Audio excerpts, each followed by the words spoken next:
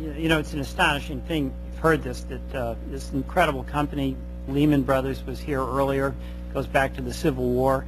Bear Stearns, AIG, I guess you started in the 1890s. Hundreds of thousands of people who work there, millions of shareholders. It's all blown up.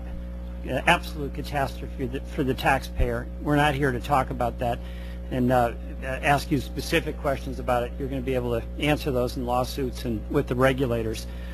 But you are experienced and you were successful. And a couple of things we were asking is about going forward. Number one, it is your opinion, as I understand it, that credit default swaps, credit default obligations should, in fact, be regulated by the federal government.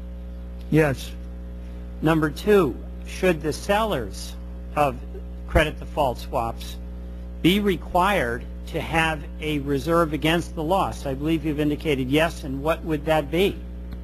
I can't answer the second part yet without knowing what... Well, we're $180 billion into the bailout, so when do you think you might have an answer for that? Well, I think it depends on the bailout, and I'd like to come back to the bailout. Well, the bailout is the bailout. Yeah, but let me come back to that in a minute. And rising. Because the question is, should that have been the way to bail out? No, I'm not asking you that. There is a question that the regulators are going to have to ask and answer. And if they agree with you, or we agree with you, that there should be regulation of credit default swaps, one of the questions is, what's a reserve that should be required?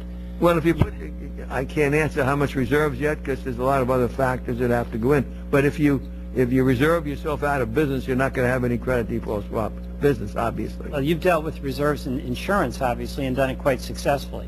Yeah. So you have some profile of reserves. Yes, but we didn't do that by just sitting and talking this way. We had actuarial studies, we had a long history, and you'd have to make that kind of study. So absent actuarial studies, and given recent experience, on the basis of what you know, what you have seen happen, what reserve would you recommend be required in order, if your objective is to protect taxpayers and innocent shareholders, do the job? I think you have to have different reserves for different companies that have different ratings. Number one, I think that would play a role in it.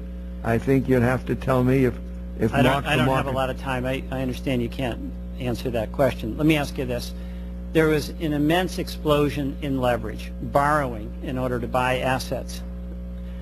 Do you believe that the federal government, as a result of this catastrophe, has to start regulating the amount of leverage that financial companies can use and put at risk not only shareholder value but taxpayer dollars?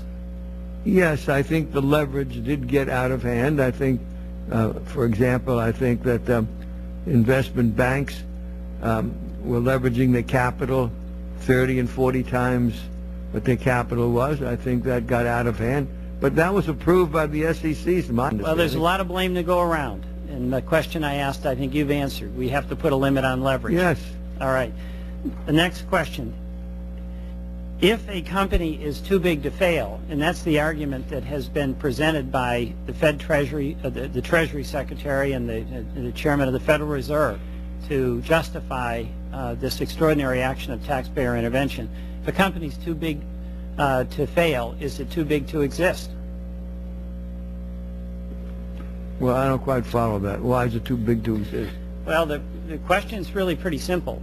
AIG, the fear of AIG failing was that a lot of innocent people would be collateral damage to the collapse.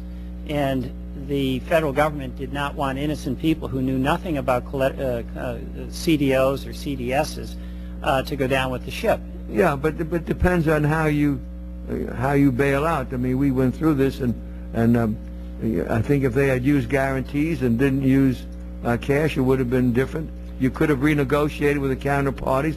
There are many things that should have and could have been done and wasn't. So to make a statement that what was done was the only way, I just have to disagree with that.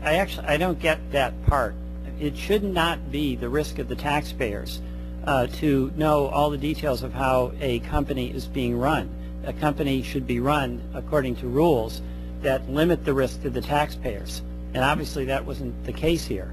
Well, I understand that, but when the company went to the government for assistance, I think the way the assistance was offered simply, in my judgment, complicated the problem. Do you think it is a proclamation of collapse and defeat if a private company with a proud tradition that has made billions of dollars, issued billions of dollars in dividends to its taxpayers, to its shareholders, has to come hat in hand to the United States taxpayer and ask for a bailout? I think it was terrible. Well, I would agree with that.